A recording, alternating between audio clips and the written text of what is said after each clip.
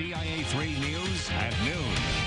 Good afternoon, I'm Jen Lask. In an hour and a half, jury selection will start for the trial of a man accused of raping and murdering a Muhammad woman.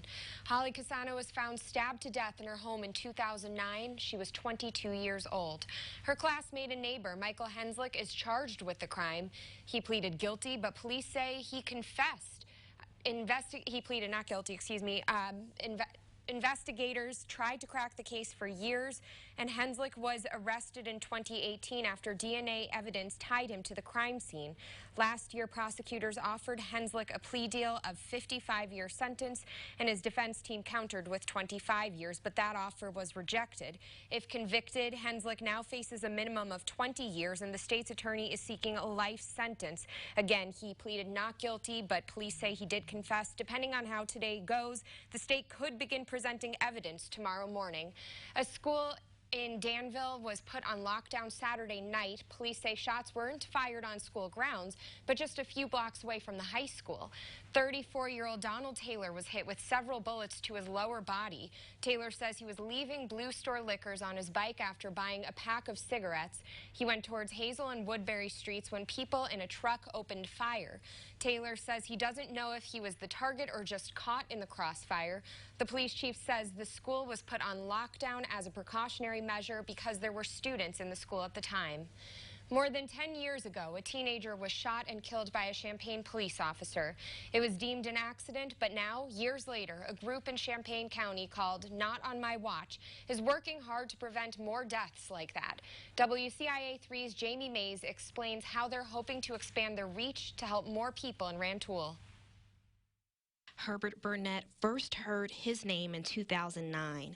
They said Keywan got killed. I didn't know who Keywan was. But he would soon find out. 11 years ago, a Champaign police officer accidentally shot and killed a 15-year-old. His name, Keywan Carrington. That name still motivates Burnett's mission today. There were several meetings and an outcry for help from the community. What I saw is a lack of leadership. And even during the killing, I saw that everybody was neglecting responsibility. You're responsible for everything that happen or fails to happen on your watch. And this happened on our watch, and we were directly responsible. Burnett wanted to change that, so he formed the group Not on My Watch. Their organization provides opportunities for job training, mentorship, education for students, and a leadership development academy. They're hoping to prevent violence by providing these services in places like Rantoul, where he says he's trying to expand their reach for people, including students, who need their help. Education is our main goal. Social, a lot of kids, we go to NBA trips, we go to Shared Aquarium, they need exposure. We want tax contributors, not tax liabilities. So we want to develop not even just our youth, but even promote positive change in some of our adult members. So a new generation can lead the way to creating a better community. That was Jamie Mays reporting. Decatur firefighters responded to an apartment fire over the weekend. It happened in the 400 block of West Wood Street early Saturday morning. No one was hurt. The people who lived there told fire crews they think an oxygen tank exploded. Crews put out a car fire about 5 minutes west of that fire, also Saturday morning. Firefighters responded to the 1000 block of North Woodlawn and found a car burning, melting the side of a house nearby. The car was a total loss. A second car also had some damage. No one was hurt. No word on the cause of that fire. The family of a Central Illinois high school baseball player, Colin Kinkler, watched a live stream of a prayer service from his hospital bed in Springfield last night. Colin lost his leg after a car crash last week and is still getting treatment. Hundreds of people showed up to the Trinity Lutheran Church in Stewartson to pray for him. He's still coming off of sedation, but his mom says she asked him if he could hear the live stream, and he nodded that yes, he could. Among concerns about the spread of the coronavirus, doctors at Carle Hospital are reminding people to watch out for the flu. Carle Convenient Care has been dealing with a spike in flu cases, and doctors said they are seeing more patients with the virus so far this year than at this point last year. The flu is now considered widespread in Illinois. They said it is not too late to get the flu shot, but to also be aware of who is most likely to get it. People that are more susceptible to flu are the very young or the very old, or if you have any friends or family members that are immunocompromised, avoiding contact with those people would be a wise idea. You can schedule an appointment with Convenient Care Plus online. Expensive cancer treatments can cost some patients their life savings, especially if the doctor calls for extreme or experimental measures. Right now, cancer patients on Medicaid or state-sponsored insurance do not have coverage for experimental cancer treatments in Illinois. One plan in Springfield would change that. We have a Medicaid program in the state that is designed to crowd out choices for individuals with cancer.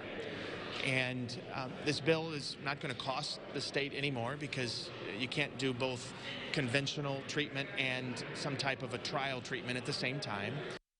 The American Cancer Society supports the idea, and it now heads to the Senate floor for a debate after clearing a committee hurdle. The rush to buy legal marijuana introduced challenges for patients who rely on it as their medicine. Now the state is taking steps to protect those patients and their supply. For every 5 registers they have at a dispensary, 1 must now be dedicated solely to medical patients. The rules also require dispensaries to make all of their product available to medicinal users, and they can't save any of it for just the recreational users. Medicinal users like the idea of these rules, but say more needs to be done to get back to the level of service they had before it was legal.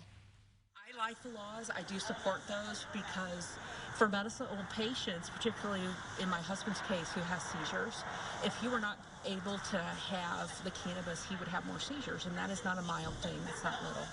That's a big deal. The third and final guideline implemented is to make medicinal purchase limits 2.5 times larger than recreational limits. Meanwhile, Decatur's police chief says out of 34 total arrests for driving under the influence in January, just 4 were for marijuana only.